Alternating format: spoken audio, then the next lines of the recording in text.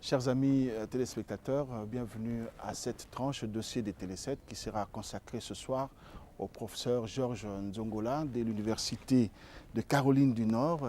Il y vit et c'est une personnalité bien connue de la place congolaise, notamment pendant la période de la conférence nationale, une période historique pour la République démocratique du Congo.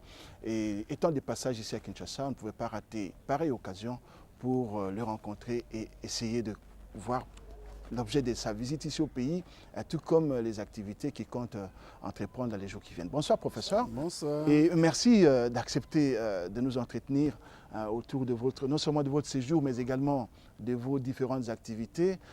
Et dans les coulisses, vous nous disiez tout à l'heure que vous comptez écrire un livre, un nouveau livre, sur l'histoire de la République démocratique du Congo. Il portera sur quoi? Le livre portera sur l'histoire politique du Congo. Dès 1885, l'année où... La conférence de Berlin. Oui, que Léopold II a pris possession de notre pays en tant qu'État indépendant du Congo, qui était en fait une colonie personnelle de Léopold II, et qui est devenue en 1908 une colonie belge, et en 1960 un État indépendant. Donc de voir quels sont les problèmes qui se sont posés au cours de cette histoire, et pourquoi est-ce que ces grands pays, aux dimensions continentales, soient incapables de se développer et répondre aux aspirations de son peuple pour le bonheur. Alors, la période est relativement vaste. Pourquoi ne pas avoir choisi de cibler une période déterminée de l'histoire du pays? C'est parce qu'il y a un long fil de continuité dans cette histoire. C'est que dès le début, nous avons un État qui est un État brutal, un État qui opprime la population. Caractérisé par quoi? Caractérisé par donc l'exploitation à outrance, l'exploitation par exemple sous Léopold, c'est une exploitation au niveau très élevé, avec des millions de morts. D'après l'écrivain américain Adam Hochschild, qui a écrit l'ouvrage intitulé Les fantômes du roi Léopold, il montre qu'à peu près 10 millions de Congolais sont morts suite à cette période qu'on appelle la période du caoutchouc rouge. Donc, ce qui montre que c'était une exploitation basée sur le travail forcé, pratiquement l'esclavage, sous un régime qui prétendait combattre l'esclavage. Voilà. Léopold est entré, il a convaincu les Européens et les autres qu'il allait au Congo pour combattre l'esclavage arabe et pour civiliser la population noire. Et il fait juste le contraire. Alors, après Léopold II, le Congo devient une colonie de la Belgique. Une colonie belge. On constate les mêmes Absolument. Le Belgique a prétendu qu'avec la charte coloniale, ils ont corrigé tous les abus du système léopoldien. Or, d'après l'historien britannique Roger Anstey, le Congo belge n'était que l'héritage du roi Léopold. Que l'exploitation a continué. Certainement, le niveau de violence avait un tout petit peu baissé. On a humanisé la violence. Tout à fait. Oui. Mais l'essentiel est resté. C'était un pays, une colonie qui produisait pour le bonheur, pour le développement de la Belgique et non pour son peuple. Alors, quand vous dites l'essentiel est resté, vous voulez faire allusion à quoi? L'essentiel, c'est l'exploitation économique, la répression politique et l'oppression culturelle. Voilà les trois dimensions du système colonial. Qui sont demeurés avec la Belgique la colonie belge. Exactement. Et curieusement, à bien observer, cela a continué, ça n'a pas cessé. Même si les acteurs ont changé après les indépendances. Certainement, maintenant nous avons des Noirs comme des dirigeants, donc on ne sont plus appelés macaques, singes, ainsi de suite. Mais le fait est que nos nouveaux dirigeants, ce sont des nouveaux riches qui se comportent pratiquement comme les Belges avant eux. Parce qu'ils méprisent la population. Voilà par exemple ici à Kinshasa, nous avons un pays qui regorge d'énormes ressources naturelles, y compris un des potentiels hydrauliques le plus important du monde. 100 000 mégawatts de il n'y a pas de courant à Kinshasa. Il y a des quartiers qui sont dans l'obscurité tandis que nos dirigeants s'achètent des groupes électrogènes. Oui. Donc ils songent à eux-mêmes au lieu de songer à la population. Donc l'effort qu'il faudrait faire pour fournir l'électricité à tout le monde ne serait pas aussi important du point de vue financier que tout l'argent qui est dépensé par un chacun pour s'obtenir un groupe électrogène. On risque de vous accuser, vous, élite, d'être responsable de cette situation désastreuse. Ah oui, mais les élites ne sont pas tous dans le même panier, hein, parce que vous avez des élites progressistes, c'est le camp dans lequel je me range, et les élites opportunistes, qui sont pour la plupart des opportunistes et qui ne veulent que faire de l'argent. Pour eux, c'est ça l'essentiel. Est-ce que l'élite progressiste, parce que là on a déjà dépassé la période de la décolonisation, oui. On ne l'a pas senti pendant la Première République? S'il était là, il était identifié avec le MNC de Patrice Lumumba. Quand Lumumba est décédé, vous vous rappelez, il y a eu le gouvernement lumumbiste à Kisangani. Avec Gizenga. Oui, oui, ils ont commis l'erreur de venir au conclave de Lovanium, où les Américains et leurs amis de l'ONU ont tout fait pour établir le gouvernement à Doula. Et vous savez ce qui est arrivé. Gizenga, on lui a offert le poste de vice-premier ministre, Goubenye, ministre de l'Intérieur. Ça n'a pas duré longtemps. Ils ont tout fait pour les éliminer du gouvernement. C'est ainsi que les Lumumbistes ont créé le CNL à Brazzaville en 1963. Et puis ils ont commencé la guerre en 1964 avec Moulele au Kwilu et les autres à l'est du pays. Cette tentative a échoué suite à plusieurs facteurs. Oui, justement, les facteurs, c'est parce qu'ils n'étaient pas très organisés, les Lumumbistes. Oui, oui, tout à fait, surtout à l'est. Même à l'ouest aussi, parce qu'à l'ouest, bien que Moulele était vraiment quelqu'un qui était un intellectuel, qui a eu une certaine formation dans la guérilla en Chine et qui avait mobilisé des jeunes, des travailleurs pour travailler avec lui. Mais je crois que l'erreur que Moulele a commise, c'est de situer le maquis dans son propre groupe ethnique. Et cela l'a affaibli, parce qu'il était susceptible d'être accusé de favoriser son milieu d'origine. Oui, oui. Et aussi, c'était trop loin d'avoir des appuis de l'extérieur. C'était enclavé. Était enclavé, voilà. Un maquis enclavé qui ne pouvait pas avoir des appuis arrière. Oui, oui. Mais comment justifier que ces mouvements menés par Pierre Moulele, il faut dire qu'à un moment donné, ça avait pris de l'ampleur. Oui, comment est-ce qu'il n'a pas pu maintenir le feu allumé de la même manière et jusqu'à atteindre tout le pays? Comme je dis, parce que c'était un espace trop réduit. Le Kwilu, même, ce n'était même pas tout le district de Kwilu. C'était son territoire et les territoires voisins. Hein? Donc, chez les Mbunda et les Bampende. Ce qui veut dire qu'il n'a pas eu l'occasion de mobiliser d'autres groupements congolais. Il n'a pas eu l'occasion de mobiliser les villes, hein, où il y a toutes les régions du pays représentées pour pouvoir aller de l'avant. À l'Est, par contre, ils ont eu beaucoup de succès sur le plan militaire. Mais c'était un mouvement militariste, un mouvement qui n'avait pas vraiment de fond politique, exactement. Et puis, les dirigeants étaient des opportunistes qui ne voulaient que reprendre les privilèges qu'ils avaient perdus à Kinshasa. Une fois qu'ils arrivaient à prendre une ville, la première des choses, c'était quoi? Chercher le palais pour l'occuper, se distribuer donc des postes, oui, prendre tout ce qui était de valeur, hein, et tout, c'était tout. Ça n'a pas changé, hein, professeur. Pas du tout. Les mêmes comportements, on les constate jusqu'à aujourd'hui. C'est un constat absolument correct. Ok, on revient à l'histoire. Mobutu arrive après ce qu'il avait qualifié de récréation en novembre 1965. Et là s'installe une dictature.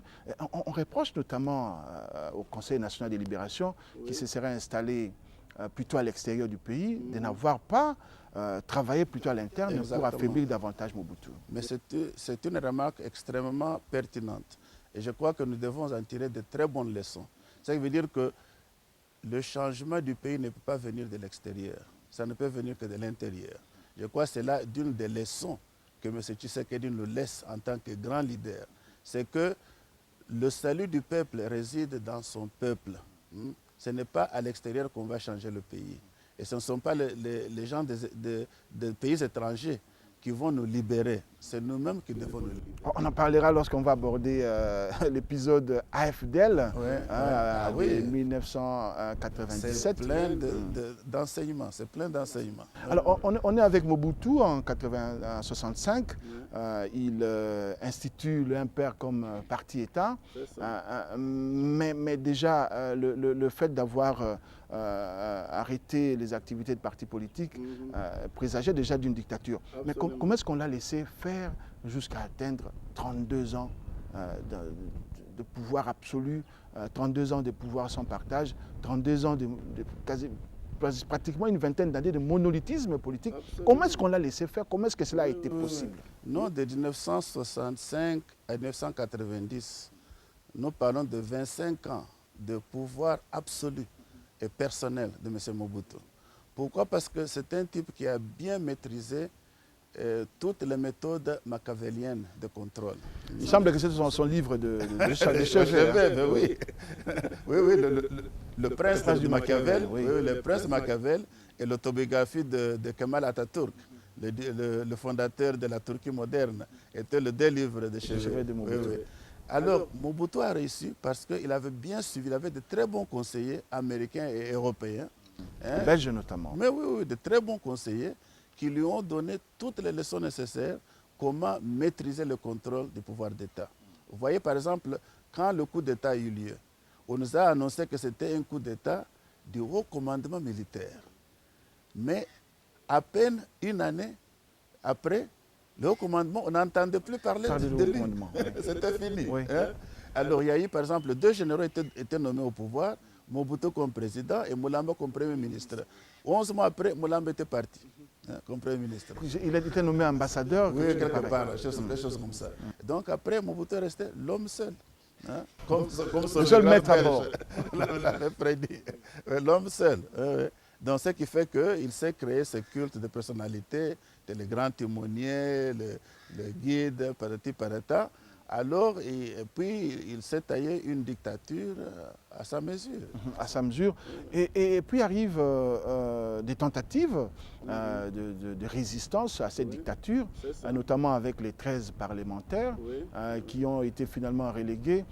Mais on ne sent pas, en dehors de cette initiative, on ne sent pas pendant la période des grandes résistances de part des nationalistes et des progressistes congolais. Ça, c'est exact. Certainement, il y a eu le petit maquis de Kabila, basé à Heobora, mais qui n'a pas fait grand feu parce que, par après, Kabila est devenu un homme d'affaires. Oui, que même Che Guevara avait dénoncé. Hein. Oui, Che Guevara a passé 7 mois en 65 dans le maquis. Il a trouvé que pendant son séjour, Kabila s'est manifesté à 2 reprises. La plupart du temps, il était à Kigoma et Dar es Salaam en train de s'amuser. Kabila lui-même disait que pour lui, il ne voulait pas être là parce qu'il ne voulait pas reconnaître Guevara comme chef. Il pensait que c'était une affaire des Congolais et les Congolais devaient diriger la lutte eux-mêmes. Mais à part ça, je crois que la raison pour laquelle Mobutu a pu maîtriser la situation, c'était le problème que nous voyons aujourd'hui, la peur de la population.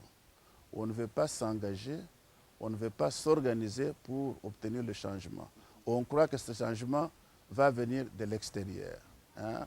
Par exemple, moi qui viens des États-Unis, tout le temps on me pose la question, mais qu'est-ce qu'on pense là chez vous? Quand est-ce qu'on va nous donner un bon leader? Donc on croit toujours que les chefs sont désignés de l'extérieur. Et nos chefs eux-mêmes, ils croient aussi. Hein, parce qu'il y en a qui pensent que la meilleure des choses, c'est de faire un voyage à Washington, à Bruxelles, à Paris, pour chercher des soutiens, au lieu de chercher des soutiens auprès de la population congolaise. Alors, on arrive à 90, avec le vent de la perestroïka et des glasnost. Mobutu est pratiquement obligé de libéraliser l'espace politique à travers les discours du 24 avril 1990 et les discours historiques. Mais pour le moins, on ne peut pas dire qu'il avait réellement libéralisé. Mobutu s'était plutôt comporté en quelqu'un qui libéralise le matin et récupère le soir. Mais oui, par exemple, on raconte une histoire que Mobutu aurait dite et que il n'avait pas compris que le système multipartite était ce qu'il fallait avoir. Il dit que maintenant, il se rend compte qu'il avait perdu beaucoup de temps pour rien. Parce que l'essentiel, c'est le contrôle des rouages de l'État. Vous donnez à tout ce monde le temps de parler, de faire tout ce qu'ils veulent. C'est la récréation. Mais le véritable pouvoir, c'est quoi? C'est la Banque centrale, les forces de sécurité, hein, le gouvernorat, les ambassades. Une fois qu'on a le contrôle des rouages réels du pouvoir, le reste, ça ne vaut rien. Ouais. Donc les gens peuvent aller s'amuser. Alors, professeur, la caractéristique essentielle de cette période, c'est la faiblesse de l'État. On a privatisé l'État, on avait un État patrimonial, et en plus, on a affaibli même les services tels que l'armée. Oui. Hein, c'est ce qui a davantage fragilisé l'État. Et finalement, on a comme l'impression que l'État n'existe plus. Exactement. C'est justement le constat que j'ai fait, le fait que nous n'avons pas une armée digne de ce nom. J'ai parlé à un officier militaire ce matin. Il me pose la question, mais comment expliquer la désintégration de l'armée? Moi, je dis, mais c'est parce qu'on n'a pas un corps d'officiers capable de maintenir la discipline, d'avoir une formation continuelle de forces armées, et de les payer régulièrement, de les discipliner quand ils agissent d'une façon qui n'est pas conforme à la loi, ainsi de suite. Je dis, mais vous vous rappelez qu'en 1972, le gouvernement congolais est intervenu à Bujumbura au moment du génocide anti-Hutu. Hein? Et certainement, Mobutu est intervenu du côté de Michombero, au lieu du côté du peuple. Mais quand même, on a montré qu'on était capable de sécuriser Bujumbura, hein, et de faire arrêter les incidents dans un délai extrêmement bref. Hein. Et puis, en 1981, nous sommes intervenus au Tchad. Et l'officier militaire dit, mais j'étais là. Il était au Tchad. Il dit, il était de l'expédition. Il était de l'expédition. Et qu'ils ont joué un rôle en remettant Hissène Habré au pouvoir. Moi, je dis, mais voilà, moi qui vous parle là-bas, j'ai écrit ça. Mais je n'avais pas cette information. Aujourd'hui, c'est le contraire. Hein. Le Tchad est devenu faiseur de roi. Hein. Exactement. Le Tchad a une armée quand même disciplinée, bien payée, bien entraînée. Disciplinée, motivée. Oui. Mais Mobutu, comme nous le disions tout à l'heure, son cousin Ngwanda a écrit dans son ouvrage Ainsi son éclat, oui, qui montre très bien que le manque de discipline, la corruption, le tribalisme ont détruit l'armée. Et il y a aussi un ouvrage très intéressant par un colonel du nom de Kisissoul, je crois. Colonel qui a écrit un ouvrage intitulé « La désintégration de l'armée congolaise de Mobutu à Kabila ». Lui aussi attribue cette désintégration aux deux facteurs, le tribalisme et la corruption. La corruption, voilà.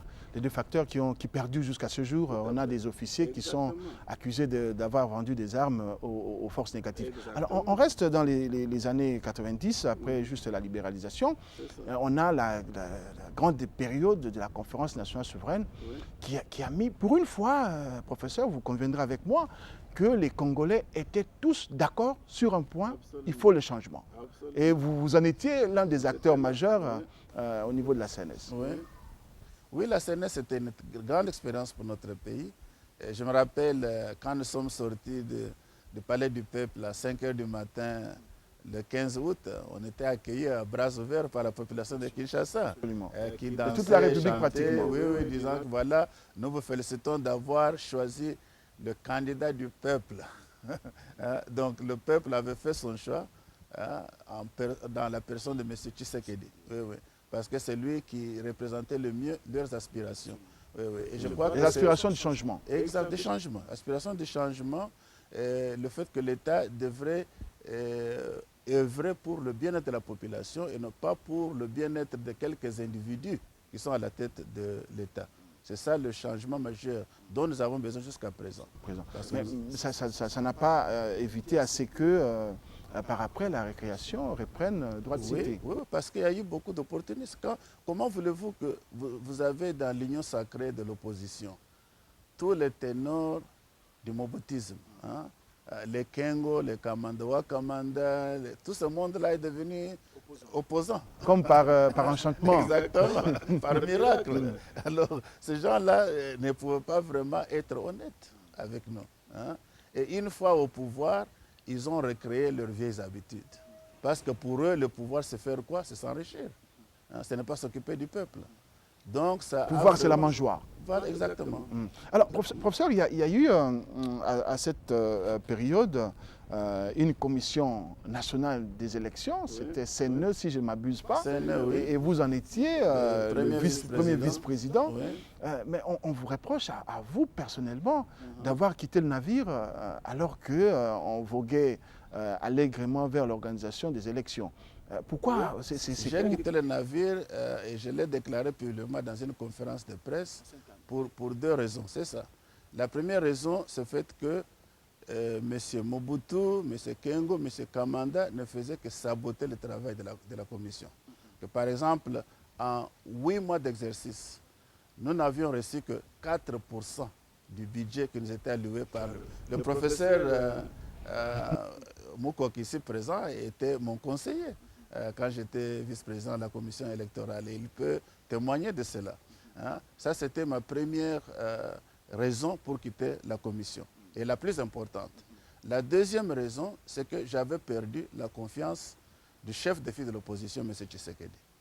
Parce que j'étais envoyé là-bas, j'étais à Harare.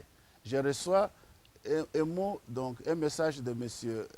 Kiba Samaliba, me disant que l'Union sacrée de l'opposition vous a désigné comme leur candidat à la présidence de la CNE. Et nous aimerions que vous veniez à Kinshasa pour faire ça. Je suis venu à Kinshasa, je suis allé voir M. Tshisekedi pour dire est-ce qu'il était d'accord avec ça. Il dit oui, oui, il est d'accord, il faut que j'aille là-bas. Je vais à la commission, mais vous savez qu'on a eu des problèmes parce que d'après ce que j'ai appris des amis, pas des amis, d'un de mes anciens étudiants qui était ministre du gouvernement Mobutu, il a dit voilà, moment venu pour choisir le bureau de la CNE, Mobutu a posé la question, qui est-ce que l'opposition propose pour la présidence de la commission? On a dit professeur Nzongola. Mobutu dit pas question. C'était prévisible. Hein? Il dit c'était radical. Il m'a insulté à la CNS. Voilà, s'il est très proche de Tshisekedi, il ne peut pas être président. Alors, les gens lui disent mais non, c'est un homme bien, il fera un travail sincère et tout cela. Il dit non, pas question. Donc il y a eu une impasse de 6 semaines que nous n'avons pas pu faire le bureau. Finalement, les 44 membres se sont concertés, ils ont dit eux-mêmes que voilà, nous avons été délégués par le parti politique. Mais nous sommes des commissaires aux élections. Nous avons prêté serment pour donc appliquer la loi. La loi ne dit pas que nous représentons des partis politiques. Nous sommes une commission électorale des élections. Donc choisissons nous-mêmes notre propre bureau indépendamment des affiliations politiques. C'est ainsi qui a été fait. Alors, en tant que démocrate, vous êtes plié. Oui, oui, j'ai accepté. Et puis j'ai accepté aussi que le professeur Bayona était plus qualifié que moi pour être en matière des président. élections. Exactement. C'était un ancien premier président de la Cour suprême, ministre de la Justice, professeur de droit. Il serait normal qu'il soit président de la commission. C'est rare qu'on reconnaisse les mérites des autres comme ça. Alors, donc, l'opposition n'a pas digéré ça. C'est-à-dire que nous ne devions pas accepter cette position. Ah, carrément, on vous a accusé d'avoir été corrompu. Ah, mais oui. À l'époque, c'était en vogue. Or que je vivais sur mes économies. Pas même être payé. J'ai dépassé toutes mes économies ici, à Kinshasa.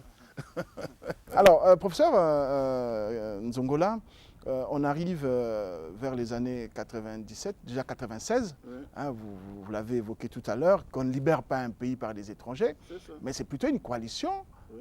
Des États de la région qui décident de faire partir Mobutu et d'installer le Rwanda. Ils ont envahi notre pays et puis ils se sont servis Vous parlez d'envahir le pays? Mais oui, ils ont envahi le pays. C'était une agression. Mais Kabila avait-il une armée? Il n'avait pas d'armée. De 4 membres qui ont composé la FDL, il n'y a que Kissa Senghando le Lumumbizi qui avait un groupe armé. Oui. Et c'était un petit groupe. C'était un groupe de guérillas bien formés. Oui. Voilà. Il n'y a que Kissa Senghando. Kabila n'avait pas d'armée. Massasso n'avait pas d'armée. Deogracias Bouguera. Bouguera n'avait pas d'armée non plus. Donc qui a combattu? Ce sont les soldats rwandais, dirigés par James Kabarebe. Oui. L'histoire nous l'a démontré clairement. Oui, tout à fait. Donc, et d'ailleurs, moi je l'ai dit, j'ai écrit, vous pouvez voir mon article écrit en novembre 1996 dans le Southern African Economic and Political Monthly de Harare.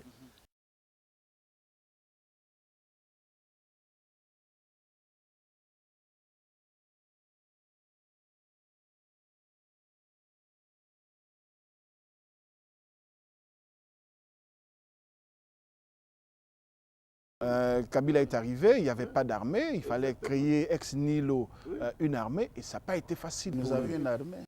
Hein, L'armée une armée de avec des officiers bien formés dans les académies militaires françaises, belges, américaines et autres.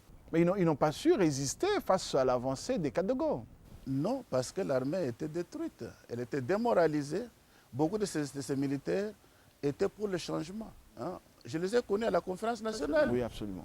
D'ailleurs, vous avez entendu le discours du général Mayele à la conférence nationale. C'était la voix de jeunes officiers de l'armée qui étaient prêts pour le changement. C'est ainsi que le lendemain, Elouki, qui a participé à la désintégration de l'armée congolaise, Elouki, le grand voleur qui a fait détruire l'armée congolaise, vient prononcer notre discours. En uniforme militaire, alors qu'il était ambassadeur, qui ne représentait pas l'armée. Il vient là et dit qu'il n'est pas d'accord avec ce que Maël avait dit. Il dit que voilà, les résolutions de cette assemblée n'iront pas en dehors des murs du palais du peuple. Vous voyez, c'est ce qui est arrivé. Donc c'est ça le problème. Pourquoi est-ce que Issa Sengando a été assassiné? C'est parce que lui insistait que la libération du Congo se fasse par les Congolais. Que bien sûr, nous sommes d'accord que nous ayons des aides de nos frères africains, que le Rwanda, l'Ouganda, le Burundi, la Tanzanie, l'Éthiopie, l'Érythrée, l'Angola, Zimbabwe, tout le monde nous aide. Mais c'est à nous de libérer notre propre pays. On n'a pas voulu entendre ça. On l'aurait assassiné pour cela. On l'a assassiné pour cela.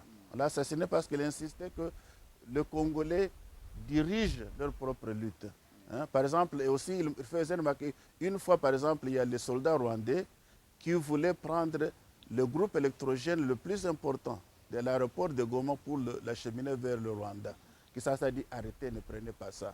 Il dit ça, c'est une propriété de l'État congolais. Et moi, en tant que dirigeant congolais, je suis redevable au peuple congolais. Comment je vais expliquer que faire partir un de leurs biens aussi important que cela?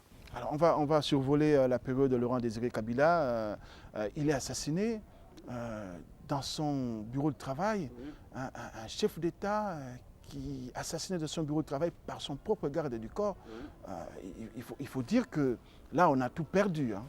Oui, mais il faut poser la question, qui sont les commanditaires? Qui l'a fait tuer? Je suis sûr que le pauvre garçon qui a tiré ne l'a pas fait tout seul. Encore une fois, les impérialistes occidentaux? Cette fois-ci, il y a... Moi, je n'ai pas de réponse, je ne sais pas qui l'a fait, mais la spéculation veut qu'il y ait plusieurs commanditaires, non seulement étrangers, mais aussi africains. Non seulement étrangers, aussi africains, tout comme congolais. C'est possible. C'est possible. Alors, Joseph Kabila arrive aux affaires juste quelques jours juste après l'assassinat de son défunt père et il organise des élections. Il parvient quand même, plutôt la réunification du pays. Comment est-ce qu'il a réunifié le pays? À travers la formule 1+4. Vous parlez donc de Sun City. Sun City. Et là encore, on revient à la main mise visible de l'extérieur. Oui. Comme l'opération contre Mobutu de 96-97 était guidée de l'extérieur, la réconciliation était aussi dirigée de l'extérieur. Et c'est là aussi une des grandes erreurs de notre classe politique, d'accepter que les gens qui ont des visées sur notre pays, les Thabo Mbeki de ce monde et les autres, nous disent ce qu'il faut faire. Dans quel pays est-ce qu'on a 4 vice-présidents? Une formule unique. Une formule unique dans l'histoire du monde. Donc c'est vous dire que nous acceptons toutes les bêtises qu'on nous impose de l'extérieur. Cela montre que nous ne nous respectons pas nous-mêmes. Parce que comment est-ce que nous, ayant été à la CNS, où nous avons librement consenti d'une formule de transition, nous rejetons ça pour accepter quelque chose imposé de l'extérieur. C'est quand même terrible. Vous parlez de la CNS, mais la dynamique politique voudrait que l'on n'évoque plus la CNS. La CNS est le passé. C'est une page définitivement tournée. Ce sont les gens qui ne connaissent pas leur histoire. un peuple qui ne connaît pas son histoire n'a pas le contrôle de son avenir. Il faut connaître son histoire. Et la CNS est pleine d'enseignements pour notre pays. On vient à 2006 où il s'organise des élections avec la commission électorale indépendante de l'abbé Apollinaire Malou Malou. Vous avez été à la CNE de l'époque. Est-ce que vous constatez qu'il y a une certaine différence? Est-ce que vous vous dites ça va marcher cette fois-ci? Non, mais au contraire, j'ai été interviewé par Pambenzuka News qui a fait mon interview et en anglais et en français. Concernant les élections, j'étais encore à l'ONU, bien que j'étais fonctionnaire de l'ONU, j'ai dit quand même pris mes responsabilités pour répondre à cette interview, pour dire que cette élection ne changera absolument rien au Congo. Hein, que l'Est du Congo sera même pire après les élections qu'avant. Allez lire cette interview, hein, je l'ai dit donc en 2006, pour dire que les conditions n'étaient pas réunies pour des élections libres et démocratiques en 2006. Vous avez vu ce qui est arrivé, parce que vous avez vu la lutte entre Mbemba et Kabila par après. Hein? Donc les conditions n'étaient pas réunies. Tout comme en 2011. En 2011, on voit avec 2011, la commission... Le peuple était prêt. C'est la commission qui a triché ouvertement. Tout le monde le sait. Monseigneur, le cardinal Monsengo l'a dit clairement, hein, que les résultats ne répondaient pas ni à la vérité, ni à la justice. Hein. Et tous les observateurs étrangers le disent très clairement qu'ils étaient entachés d'irrégularités considérables. Même le chef de l'État Kabila l'a reconnu, hein, qu'il y avait des imperfections. Tout à fait. Ces élections, ce n'était qu'un hold-up électoral. Ce ne sont pas... Un hold-up contre le peuple ou contre un candidat? Contre le peuple. Contre le peuple. Contre le peuple. Et vous le situez à quel niveau? Législatif ou au niveau de la présidentielle? Non, au niveau... non, tous les niveaux. À tous les niveaux. Les élections à tous les niveaux. Parce que les élections étaient contrôlées par la commission de Ngoï-Mulunda et la Cour suprême qui a entériné les irrégularités de Ngoï-Mulunda. Oui. Mais aujourd'hui, on prépare les élections de 2016. Visiblement, professeur Nzongola, est-ce que fondamentalement les choses ont changé? Non, pas du tout. Pas du tout. Pour commencer, nous avions dit en 1992, les élections doivent commencer à la base. Jusqu'à présent, on n'a pas organisé les élections locales. Les élections provinciales ont eu lieu en 2006. En 2011, n'ont pas eu lieu. Jusqu'à présent, on n'a pas... Le Sénat est là illégalement. Hein? Le gouverneur également. Donc, ce n'est pas acceptable tout ça. Et quelle est la solution, professeur? Est-ce qu'il faut arrêter les cycles électoraux, ne plus organiser des élections du tout, organiser les concertations comme on en appelle présentement? Est-ce que finalement la machine ne doit-elle pas continuer à tourner et dans l'entretemps, l'État visiblement s'affaiblit et s'affaiblit davantage? Non, il faut trouver une solution. Je crois que... Par quel moyen? Le meilleur moyen, c'est toujours par le dialogue, si on peut obtenir un tel dialogue. Mais bien sûr, je sais qu'il y a des points de vue séparés sur ce point. Il y en a qui pensent que M. Kabila doit purement et simplement céder sa place à M. Tshisekedi qui a été l'élu du peuple en 2011. Ça, c'est une position. Cette position peut être versée aux concertations? Tout à fait, ça doit être discuté, bien sûr. Bien sûr, c'est un point discutable. Donc, c'est un point qu'on peut inscrire à l'ordre du jour. Oui. Tout à fait. Mais je pense que si nous voulons éviter un bain de sang, nous voulons éviter de la violence, nous devons choisir le dialogue, absolument. Le dialogue. Kabila est à son dernier mandat, la Constitution le dit, l'article 220 étant verrouillé. Pourquoi ne pas le laisser terminer son mandat et voir ce qui pourrait se faire améliorer les choses ou changer les choses? C'est parce que pendant 12 ans, il n'a rien foutu. Hein? S'il n'a rien foutu pendant 12 ans, qu'est-ce qu'il va faire en 2 ou 3 ans? C'est très simple. Est-ce qu'il n'appartient pas au peuple, finalement, à l'électeur de décider? Mais l'électeur a décidé, on a rejeté la décision de l'électeur. L'électeur a décidé en 2011 de faire partir Kabila, on n'a pas respecté cette décision. Ouais. Donc si on veut respecter cette décision, Kabila, en tant que citoyen, en tant que patriote, n'a qu'à céder le pouvoir à celui qui a été réellement élu par le peuple. Et c'est M. Tshisekedi. Tout à fait. Alors, mais c'est pas ce que la CENI a dit, mais aujourd'hui, des années après, on ne devra pas y revenir, Non, on doit avancer. Si, on doit, pourquoi pas?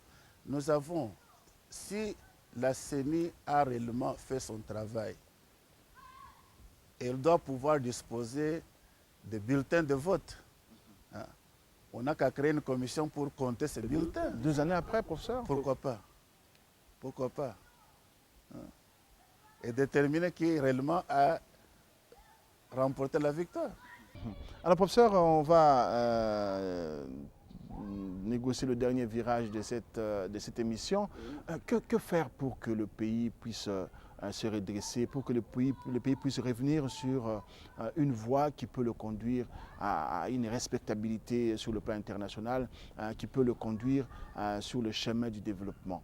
Mais comme je l'ai dit, je ne fais que répéter ce que j'ai dit tout à l'heure.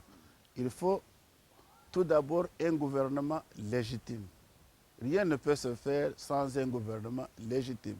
Un gouvernement dans lequel le peuple a confiance, que le peuple considère comme un gouvernement qui va satisfaire leurs aspirations. Deuxièmement, un gouvernement qui fonctionne, qui administre le pays au bénéfice du peuple, pas au bénéfice de ministres, hauts fonctionnaires, gouverneurs, ainsi de suite. Hein? Ce n'est que ces 2 étapes qui peuvent résoudre le problème du Congo. Sans cela, nous ne faisons que perdre du temps. Parce qu'on a eu gouvernement après gouvernement. Il y a des premiers ministres qui se succèdent. On parle maintenant, quand quelqu'un m'a vu aujourd'hui, il dit « Ah, vous croyez que vous êtes venu pour entrer au gouvernement ?» Je dis « Mais quel gouvernement ?» Il dit « Ah, on parle de nouveau gouvernement. » Mais professeur Nzongola, un jour, on ne pourra pas vous voir exercer des responsabilités dans ce pays. Dans un gouvernement légitime et soutenu par le peuple, oui. Comme je suis rentré ici en 1992 pour la CNS et en 1996 pour la Commission nationale d'élection, je serais très content de rentrer et fonctionner dans un système démocratique, un système dans lequel le peuple a confiance et un système légitime. Et ce système-là ne peut être mis en place que par des concertations. Absolument. Dans les cas actuels. Le cas actuel, c'est exclu, parce que nous avons affaire à un gouvernement qui ne jouit pas de la volonté du peuple et un gouvernement qui a fait des compromissions sur le plan extérieur, des compromissions inacceptables.